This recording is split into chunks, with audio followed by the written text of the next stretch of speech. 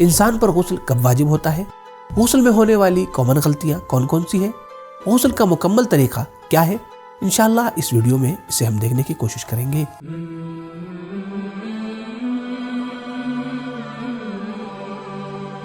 बिस्मिल्लाहिर्रहमानिर्रहीम, अल्लाहुम्मा सल्लि अला मुहम्मद व आलि मुहम्मद वअज्जिल फरजहुम।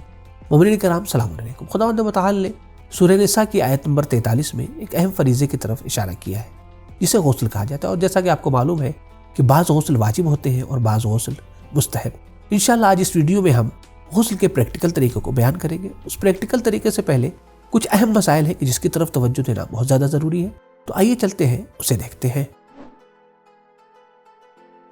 पहला मसला यह है कि कुछ गुस्ल ऐसे हैं कि जो मर्दों और औरतों दोनों के ऊपर वाजिब है, जैसे गुस्ल जनाबत, गुस्ल मस मैयत, गुस्ल मैयत, या ऐसा गुस्ल कि जो नज़र अहद यानी मन्नत वगैरह के बिना के ऊपर वाजिब हो जाता है। लेकिन बाज़ गुस्ल ऐसे हैं कि जो सिर्फ औरतों के ऊपर वाजिब होते हैं, और वो है हैज़, निफास और इस्तिहाज़ा। दूसरा मसला यह है कि गुस्ल शुरू करने से पहले बेहतर यह है कि इंसान देख ले कि अगर उसके बदन में कोई निजासत लगी हुई है तो ऐसी सूरत में उसे पाक कर ले, उसे साफ कर ले, फिर उसके बाद से वाजिब गुस्ल को अंजाम दे। अगरचे इस सिलसिले से आयतुल्लाह सिस्तानी हफ़िज़हुल्लाह फरमाते हैं, गुस्ल तरतीबी और इर्तमासी में गुस्ल से पहले पूरे बदन का पाक होना ज़रूरी नहीं है। लिहाजा अगर कोई इंसान गुस्ल के इरादे से ऐसे पानी से कि जो निजासत से मिलने के बाद भी पाक रहता है, यानी कुर पानी और जारी पानी, ऐसे पानी से गुस्ल कर रहा है, तो ऐसी सूरत में उसकी निजासत भी पाक हो जाएगी और उसका गुस्ल भी सही रहेगा।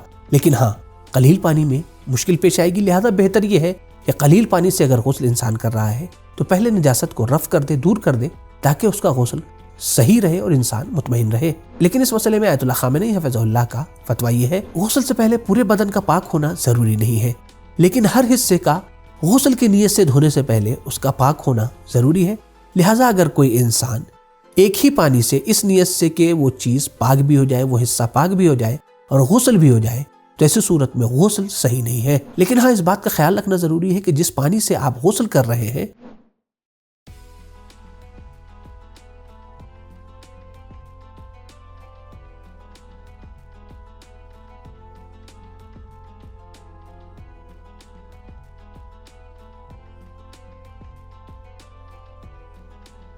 देखें, हम बाल्टी या जग वगैरह से नहा रहे हो या शावर के ज़रिए से नहा रहे हो, दोनों सूरतों में अगर हमारे बदन में कोई ऐसी रुकावट लगी हुई, जैसा कि इस वीडियो में आप देख सकते हैं कि कोई भी रुकावट अगर लगी हुई है उसे हटाना ज़रूरी है। अगर हमने नहीं हटाया तो ऐसी सूरत में हमारा गुस्ल बातिल हो जाएगा। लिहाजा ज़रूरी है कि उस हिस्से को धोने से पहले पहले आप उस रुकावट को हटा दें। यहाँ तक गुस्ल के सिलसिले से कुछ अहम पॉइंट का इल्म हमें हो गया। आइए चलते हैं, देखते हैं कि हमें गुस्ल किस तरीके से करना है, गुस्ल का सही तरीका क्या है। तो देखिए, गुस्ल इंसान या तो बाल्टी और जग वगैरह से करता है या शावर के ज़रिए से करता है। पहले हम यहाँ पर गुस्ल को हम बाल्टी और जग से किस तरीके से अंजाम दें उसे बयान करेंगे, फिर उसके बाद शावर के से किस तरीके से हमें गुस्ल करना है उसे बयान किया जाएगा। गुस्ल में सबसे पहली चीज़ है नीयत, और इसी नीयत के ज़रिए से नहाने में और गुस्ल करने में फ़र्क भी पैदा होता है। अगर आपने नीयत से और आपने किसी वाजिब गुस्ल के इरादे से आप जो है वो हम्माम वगैरह में आए हैं तो ऐसी सूरत में ये गुस्ल होगा।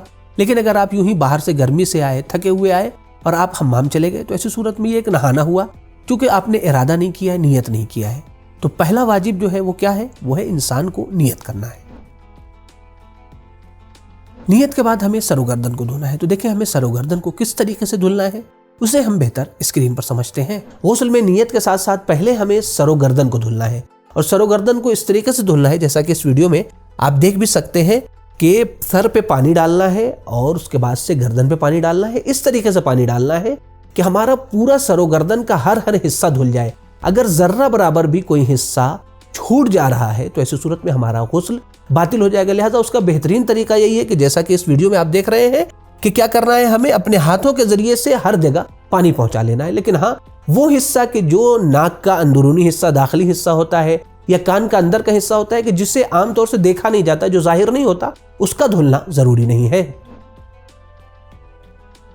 सरोगर्दन को धोने के बाद मरहला आता है पूरे बदन को धुलने का या दाहिने और बाएं हिस्से को धुलने का। तो इसे भी हम बेहतर तरीके से स्क्रीन पर समझते हैं। सरोगर्दन को धुलने के बाद आयतुल्लाह सिस्तानी हफ़िज़हुल्लाह के फतवे के मुताबिक बेहतर यह है कि इंसान पहले दाहिना हिस्सा धुले, जैसा कि इस वीडियो में आप देख सकते हैं कि दाहिना हिस्सा धुला जा रहा है। यहाँ पर इस पॉइंट की तरफ खास तवज्जो जरूरी है کہ ہمیں اس بات کا خاص خیال رکھنا ہے کہ غسل کا پانی ہمارے داہنے حصے کے ہر جز تک پہنچنا ضروری ہے، اور اس کے لیے بہتر طریقہ وہی ہے کہ جو بچہ انجام دے رہا ہے کہ ہم اپنے ہاتھوں کے ذریعے سے پانی ہر جگہ پہنچا دیں۔ جس طریقے سے ہم نے داہنے حصے کو دھلا ہے اسی طریقے سے ہمیں بائیں حصے کو بھی دھل دینا ہے، جیسا کہ آپ اس ویڈیو میں دیکھ سکتے ہیں کہ بایاں حصہ دھلا جا رہا ہے۔ ہاں، اس بات کا خاص خیال رہے کہ ہمیں، جیسا کہ میں نے پہلے بھی ذکر کیا، کہ ہمارے پورے بدن کے تمام حصوں پر غسل کا پانی پہنچنا ضروری ہے۔ یہاں تک ہم نے بالٹی اور جگ یعنی قلیل پانی کے ذریعے سے غسل کے طریقے کو دیکھا۔ آئیے ہم دیکھتے ہیں اگر کوئی انسان شاور کے ذریعے سے غسل کر رہا ہے تو پھر اسے کس طریقے سے غسل کرنا ہے۔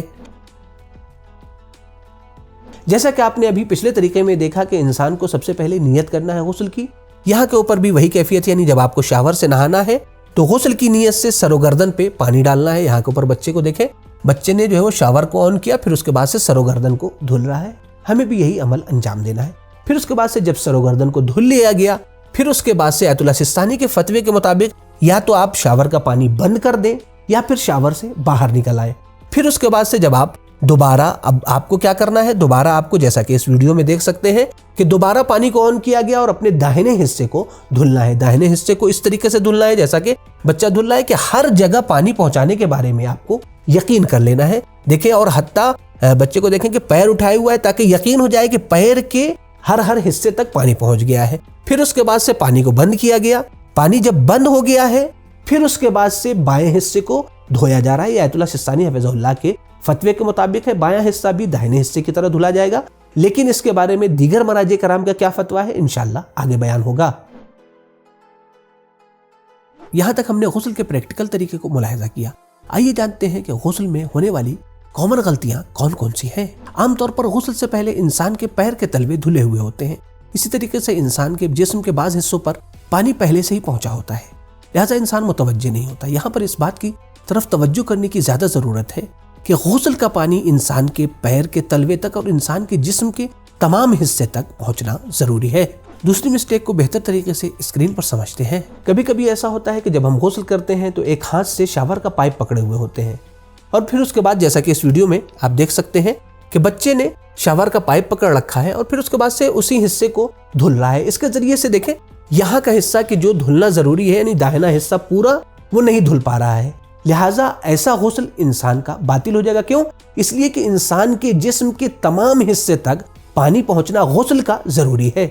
آیت اللہ سستانی حفظہ اللہ کے فتوے کے مطابق اگر کوئی انسان شاور سے نہا رہا ہے تو ایسی صورت میں غسل کی نیت سے پہلے شاور کے نیچے سے ہٹ جانا ہے، پھر اس کے بعد غسل کی نیت کرتے ہوئے اپنے سر و گردن کو دھلنا ہے، پھر اس کے بعد سے ہٹ جانا ہے، داہنے حصے کو دھلنا ہے، پھر ہٹ جانا ہے، پھر اس کے بعد سے بائیں حصے کو دھلنا ہے۔ اس طریقے سے اگر کوئی انسان انجام نہیں دے رہا ہے تو آیت اللہ سستانی حفظہ اللہ کے فتوے کے مطابق احتیاط لازم کی بنا کے اوپر اس کا غسل صحیح نہیں ہے، اس کا غسل باطل ہے۔ تو یہاں پر آیت اللہ سستانی حفظہ اللہ کے مقلدین کے لیے ایک اہم پوائنٹ ہے کہ اگر وہ مسئلہ نہ جاننے کی بنا کے اوپر اس طریقے سے کہ جس طریقے سے آیت اللہ سستانی حفظہ اللہ نے فتویٰ دیا ہے اس کے مطابق عمل نہیں کر رہے تھے، بلکہ وہ شاور کے نیچے جا رہے تھے، غسل اس طریقے سے کر رہے تھے کہ پہلے سر و گردن کو دھویا، پھر داہنا حصہ دھویا، پھر بایاں حصہ، یعنی وہ شاور سے ہٹ نہیں رہے تھے، تو کیا ان کا پچھلا سارا غسل باطل ہے؟ کیا کریں وہ ایسی صورت میں؟ ایسی صورت میں خود آیت اللہ سستانی حفظہ اللہ کے فتوے کے مطابق آپ کسی دوسرے مرجع وقت کی طرف رجوع کر سکتے ہیں کہ جن کے نزدیک اس طریقے سے غسل کرنا ضروری نہیں ہے، تو ایسی صورت میں آپ کا پچھلا غسل بھی صحیح ہو جائے گا اور آئندہ غسل بھی صحیح رہے گا۔ یہاں تک غسل میں ہونے والی کچھ کامن غلطیوں کے بارے میں ہمیں علم ہو گیا۔ آئیے کچھ اہم پوائنٹ ہے غسل کے سلسلے سے، اسے بھی ہم سمجھ لیتے ہیں۔ پہلا پوائنٹ یہ ہے کہ اگر غسل کے درمیان کسی انسان سے حدث اصغر صادر ہو جائے، یعنی کوئی انسان پیشاب کر لے یا ٹوائلٹ کے لیے چلا جائے، تو ایسی صورت میں اس کا غسل باطل نہیں ہے، لیکن ہاں اسے نماز کے لیے وضو کرنا ضروری ہے۔ دوسرا پوائنٹ یہ ہے کہ غسل میں موالات یعنی پے در پے ایک کے بعد ایک اعضاء کو دھلنا ضروری نہیں ہے۔ اسے بہتر طریقے سے اسکرین پر سمجھتے ہیں۔ ضروری نہیں ہے کہ انسان غسل کے افعال کو لگاتار انجام دے، یعنی فوراً انجام دے۔ مثال کے طور کے اوپر آپ غسل کر رہے تھے اور پانی چلا گیا، جیسا کہ اس ویڈیو میں بھی آپ دیکھ سکتے ہیں۔ عام طور سے ایسا پیش آتا ہے ہماری زندگی میں کہ غسل کر رہے ہیں اور پانی چلا گیا، تو ایسی صورت میں اب جب ہمیں دوبارہ غسل کرنا ہے تو کیا کریں؟ کیا ہمیں پھر سے شروع کرنا ہے؟ نہیں، پھر سے آپ کو شروع نہیں کرنا ہے، بلکہ جتنا حصہ آپ پہلے دھل چکے تھے پھر اس کے بعد سے جب آپ کو دوبارہ پانی آ گیا، جتنی دیر کے بعد بھی پانی آ رہا ہے، صرف اسی حصے کو دھلنا ہے کہ جو حصہ آپ نے پہلے نہیں دھلا تھا۔ پوائنٹ یہ ہے کہ غسل میں ضروری نہیں ہے کہ آپ اوپر سے نیچے کی طرف اپنے بدن کو دھوئیں، بلکہ آپ نیچے سے اوپر کی طرف بھی اپنے بدن کو دھل سکتے ہیں۔ کیا غسل کے دوران خواتین کے سر کے لمبے بالوں کا دھونا ضروری ہے؟ دیکھیں، سوال کے جواب میں آیت اللہ سستانی حفظہ اللہ اور آیت اللہ خامنئی حفظہ اللہ دونوں مراجع کرام کے فتوے میں تھوڑا سا اختلاف پایا جاتا ہے۔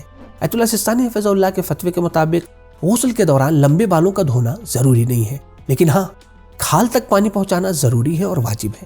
لہٰذا اگر آپ غسل اس طریقے سے کر رہے ہیں کہ آپ بغیر بالوں کو دھوئے ہوئے کھالوں تک پانی پہنچا لے رہے ہیں تو پھر بالوں کا دھلنا ضروری نہیں ہے، لیکن ہاں، اگر بغیر بالوں کو دھلے ہوئے کھال تک پانی پہنچانا ممکن نہیں ہوا تو پھر بالوں کو دھلنا بھی ضروری ہے۔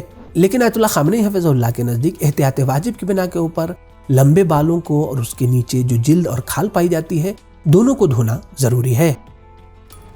کیا ایک ہی غسل میں کئی غسلوں کی نیت ایک ساتھ کی جا سکتی ہے؟ دیکھیں، سوال میں آیت اللہ سستانی حفظہ اللہ اور آیت اللہ خامنئی حفظہ اللہ دونوں مراجع کرام کا فتویٰ یہ ہے کہ ایک ہی غسل میں سب کی نیت ایک ساتھ کی جا سکتی ہے، حتیٰ مستحب غسل کی بھی آپ ایک ساتھ میں نیت کر سکتے ہیں۔ تو مومنین کرام، امید کرتے ہیں کہ ویڈیو آپ کو پسند آئی ہوگی، لہٰذا اسے دیگر مومنین کے ساتھ ضرور شیئر کیجیے گا۔